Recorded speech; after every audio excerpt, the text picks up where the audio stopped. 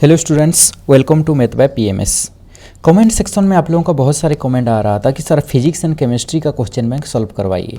सो इस video series में हम लोग क्या करेंगे ना, फिजिक्स का क्वेश्चन बैंक सॉल्व करेंगे। एंड स्टार्टिंग हम लोग कहाँ से करेंगे, चैप्टर नंबर 1 से, दैट इज इलेक्ट्रोस्टैटिक्स चैप्टर से। ओके, सो पहले हम कहाँ करेंगे ना, fill in the blanks portion से करेंगे। जो क्वेश्चन बैंक का स्टार्टिंग जो है फिल इन द ब्लैंक्स, वहीं से ही स्टार्ट करते हैं।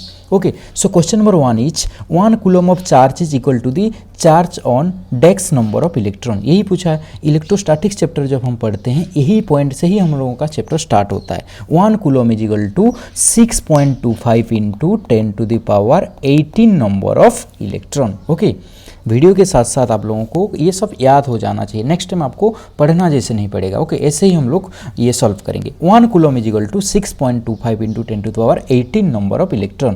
Question number 1 clear. Next question क्या कहा है, the charge on a particle और बॉडी कैन बी ओनली डेक्स multiple of least possible of charge, least possible value of charge.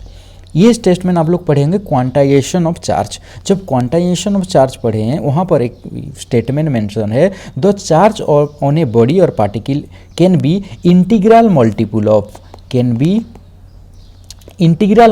Of least possible value of charge. एक body के अंदर जो charge होता है that is integral molecule of least possible value of charge. Least possible value of charge क्या होता है, that is charge of an electron और proton, that is 1.6 into 10 to power -19 coulomb.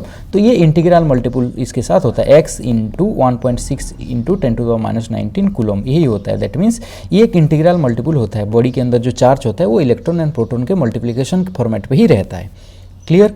Next question number 3, the least possible value of charge on a body can B, यही बता दिए, that is charge of an electron और proton. जो least possible value होता है एक body के अंदर charge, that is the charge of an electron और प्रोटॉन। दैट इज हम लिख सकते हैं answer ±1.6 into 10 to the power -19 coulomb. जरूर लिखना, प्रोटॉन एंड इलेक्ट्रॉन है इसीलिए हम लोग प्लस माइनस लिख। Question number 4 is when electron are remove from a body it's become desk charge. Question में क्या कहा है, अगर ये बॉडी से इलेक्ट्रॉन को रिमूव कर देंगे तो वो कौन सा चार्ज हो जाएगा। आप लोग पढ़ेंगे इलेक्ट्रॉन जो होता है वो नेगेटिव चार्ज होता है।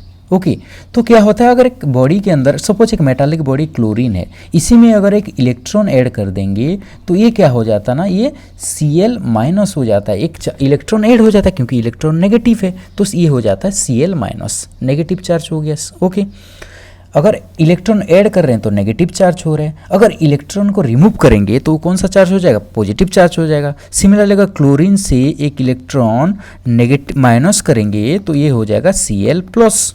क्लियर। सो आंसर हो गया when electron are remove from a body it's become positively charge. अगर एक बॉडी से इलेक्ट्रॉन को रिमूव कर रहे हैं तो वो पॉजिटिवली चार्ज हो जाएगा। ओके, अगर यहाँ पे पूछा होता कि when a electron is added to a body it's become negative charge, क्योंकि इलेक्ट्रॉन नेगेटिव चार्ज होता है, अगर एक बॉडी के अंदर ऐड हो गया तो वो नेगेटिव हो जाता है। जैसे Cl के साथ इलेक्ट्रॉन ऐड कर दिए तो Cl माइनस हो गया। क्लियर। नेक्स्ट क्वेश्चन नंबर 6 करेंगे हम लोग। क्वेश्चन नंबर 6 में 5 में क्या कहा है, glass rod become dash charge when rub with a silk. अगर ग्लास रॉड को सिल्क में रब करेंगे तो ग्लास रॉड कौन सा चार्ज हो जाएगा, यही कहा है क्वेश्चन में। क्वेश्चन में क्या कहा, एक ग्लास रॉड है और उसे किसके साथ हम रब कर रहे हैं ना, सिल्क के साथ रब कर रहे हैं। अगर ग्लास रॉड को सिल्क के साथ रब करते हैं तो ग्लास रॉड का जो इलेक्ट्रॉन होता है सील के तरफ ट्रांसफर हो जाता है। ओके, ग्लास रॉड को अगर सील के साथ रब करेंगे तो ग्लास रॉड का जो इलेक्ट्रॉन है वो सिल्क के तरफ ट्रांसफर हो जाता है। ओके, अगर ग्लास रॉड सील के तरफ ट्रांसफर हो जाता है दैट मीन्स सील के पास एक इलेक्ट्रॉन आ गया। सो सिल्क कौन सा चार्ज हो गया, अगर इलेक्ट्रॉन आ गया तो नेगेटिव चार्ज हो गया। सिल्क जो हो गया ये नेगेटिव चार्ज हो गया। ओके, और ग्लास रॉड से इलेक्ट्रॉन चला गया दैट मीन्स माइनस हो गया, तो ग्लास रॉड कौन सा चार्ज हो गया, पॉजिटिव चार्ज हो गया। ग्लास रॉड हो गया पॉजिटिव चार्ज। क्वेश्चन में क्या कहा है, glass rod become desk charge, तो glass rod become positive charge when rub with silk. अगर क्वेश्चन में सिल्क बिकम कौन व्हिच चार्ज कहा होता तो silk become negative charge. Okay, आप लोगों को कॉन्सेप्ट समझना पड़ेगा तब जाके वहाँ एग्जाम में आप लोग अटेंड कर पाएंगे। यहाँ पे ग्लास रॉड के लिए दे दिया बट क्वेश्चन एग्जाम में सिल्क के लिए भी पूछा होगा। Okay, next question number 6 is if charges q1 and q2 have same magnitude and opposite sign then find q1 plus q2 का वैल्यू क्या होगा। बहुत इजी है, दो चार्जेस गिवन है, एक q1 है और एक गिवन है q2, both have same magnitude, that's mean दोनों का जो वैल्यू है वो सेम है। सपोज हम लोग ले लेते हैं ये भी q है और ये भी q है, and opposite sign that means Q1 का वैल्यू अगर हम पॉजिटिव प्लस Q लेंगे तो Q2 क्या हो जाएगा माइनस Q है, पॉजिटिव एंड नेगेटिव। यही तो कहा है if charges Q1 and Q2 have same magnitude, दोनों का मैग्नीट्यूड सेम है, Q है। Opposite science that mean Q1 का प्लस है और Q2 का माइनस है, ऑपोजिट साइन हो गया। अभी क्या करेंगे Q1 प्लस Q2 करेंगे, Q1 प्लस Q2 करेंगे तो क्या हो जाएगा plus Q minus Q, so that value will B 0. So answer will be 0. If charges Q1 and Q2 have same magnitude and opposite sign, then Q1 plus Q2 is equal to 0. Okay. Next question number 7 is like charges dex each other and unlike charges dex each other. सबको पता है ये like charges जो होता है वो repel each other करते हैं. Like charge repel each other and unlike charges are attract each other. Like charges that is plus and plus repel each other, minus minus repel each other, but जो plus and minus होता है they are attract each other. And one more important thing is that आप लोग question bank practice कर रहे हैं that is good, but आप लोग PYQ को कभी नेगलेक्ट नहीं करना। फिजिक्स का जो लास्ट 5 to 10 ईयर्स का PYQ है उसी का जो 1 मार्क एंड 2 मार्क को जरूर प्रैक्टिस कर लेना। एंड 1 मार्क 2 मार्क वाला वीडियो 2020 2019 का ऑलरेडी हमारा चैनल में अपलोडेड है, तो आप लोग जाके देख सकते हैं। Okay, question number 8 is the electric force between two charges is a dash force. The electric force between two charges, दो चार्ज के बीच में जो फोर्स होता है वो कौन सा फोर्स होता है, वो central force, that is central force. Confuse नहीं होना, इलेक्ट्रोस्टैटिक फोर्स होगा या सेंट्रल फोर्स, ये होगा सेंट्रल फोर्स, क्योंकि यहाँ पे कहा है electric force between two charges, दो चार्ज के बीच में जो फोर्स होता है वो सेंट्रल फोर्स होता है।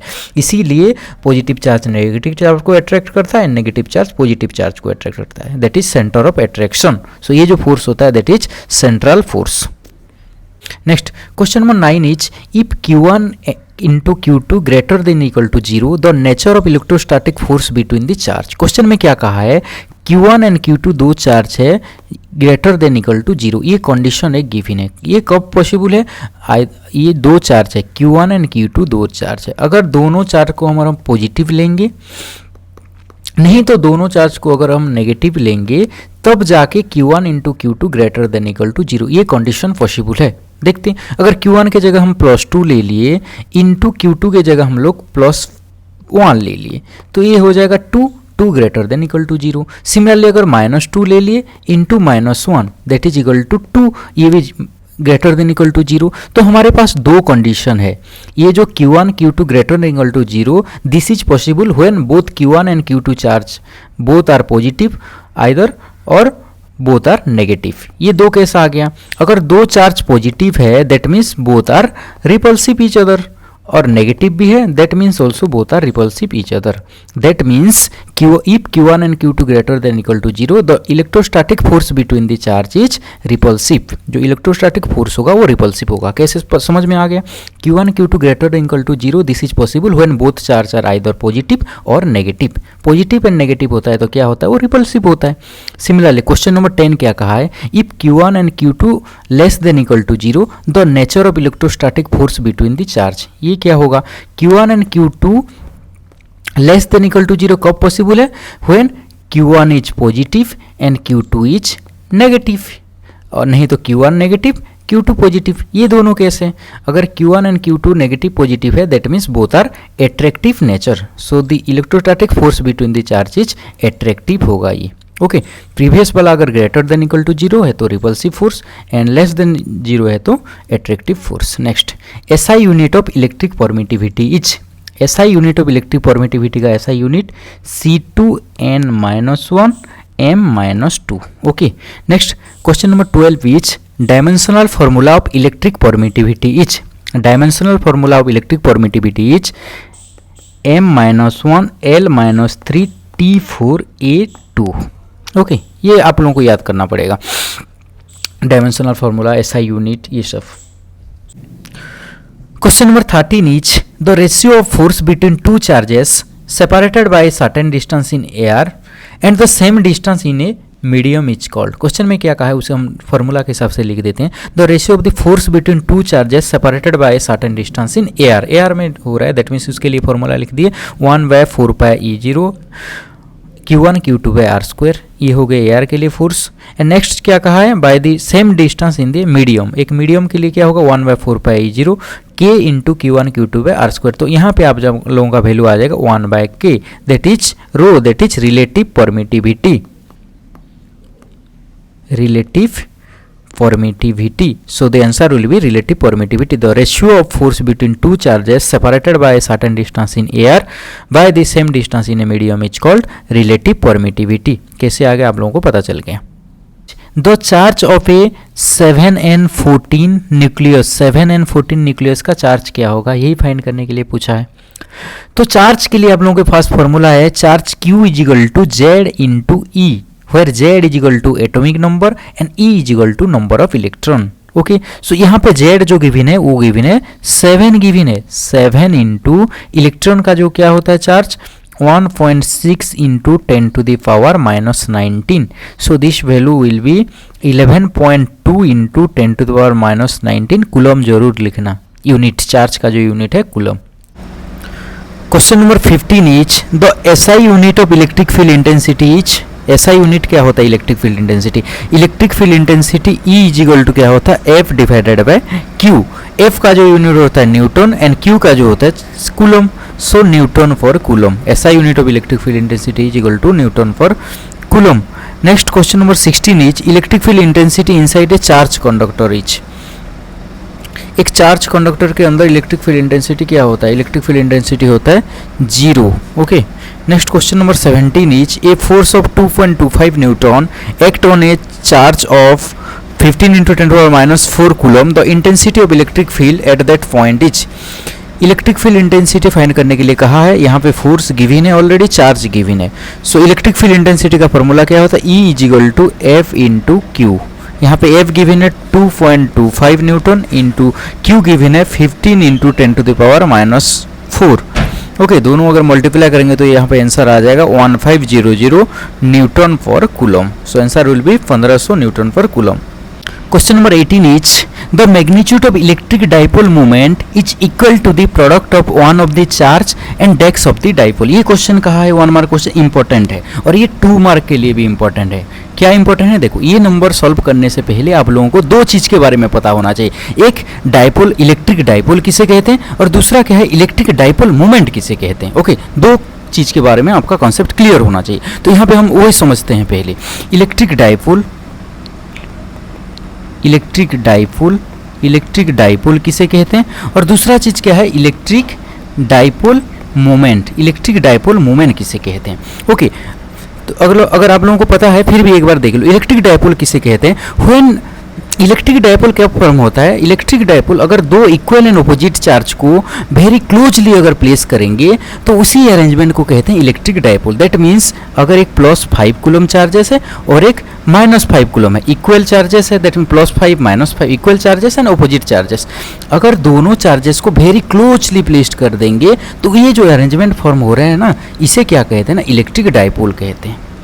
तो और एक डेफिनेशन है, इलेक्ट्रिक डाइपोल एक कॉपल, कॉपल मीन्स दोनों चिपक के रहते हैं, इसीलिए इसे कॉपल कहा जाता है। ओके, तो when 2 equal and opposite charges are placed very closely each other then this arrangement is known as electric dipole. अगर डायग्रामेटिकली हम रिप्रेजेंट करेंगे, सपोज एक +Q चार्जेस है और एक -Q चार्जेस है एंड दोनों के बीच में जो डिस्टेंस है very closely they are placed इधर, चिपक के ही प्रेजेंट है।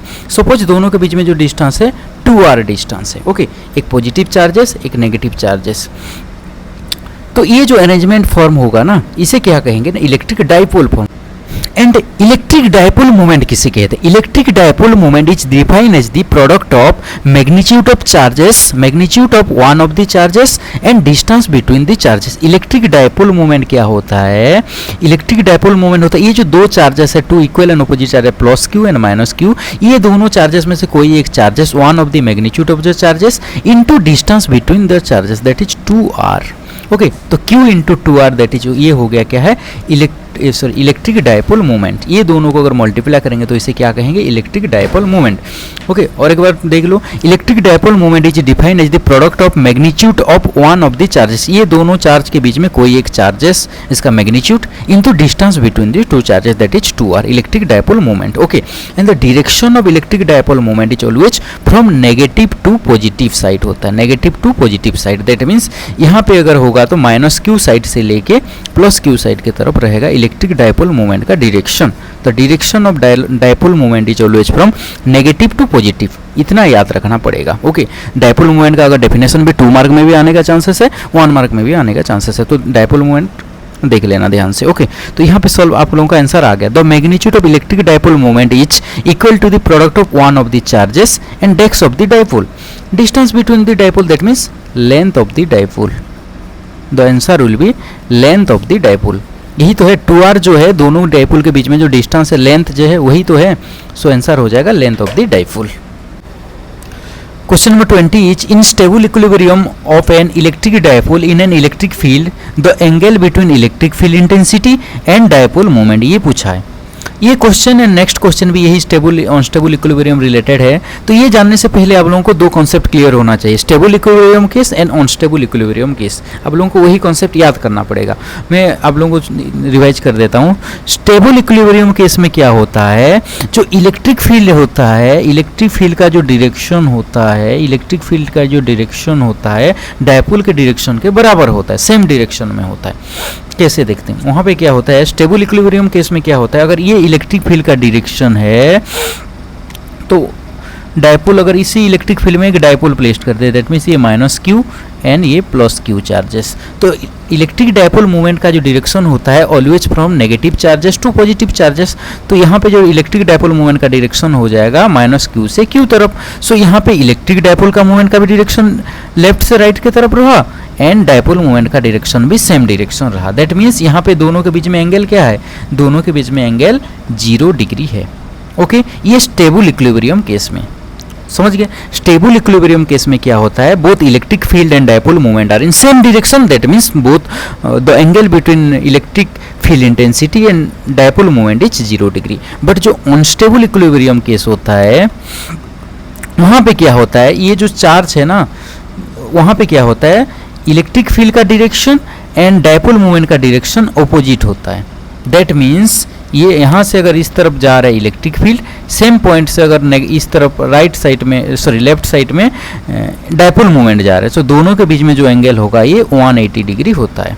क्लियर। स्टेबल केस में क्या होता है, 0 डिग्री होता है। अनस्टेबल केस में दोनों के बीच में क्या होता है, एंगल 180 डिग्री। स्टेबल क्यों होता है, क्योंकि स्टेबल केस में क्या होता है, जो electric field and dipole movement दोनों सेम डायरेक्शन में रहते हैं पहला केस में। बट अनस्टेबल केस में क्या होता है, दोनों ऑपोजिट डायरेक्शन में रहते हैं। दैट्स वाई दोनों के बीच में जो एंगल है 180 डिग्री।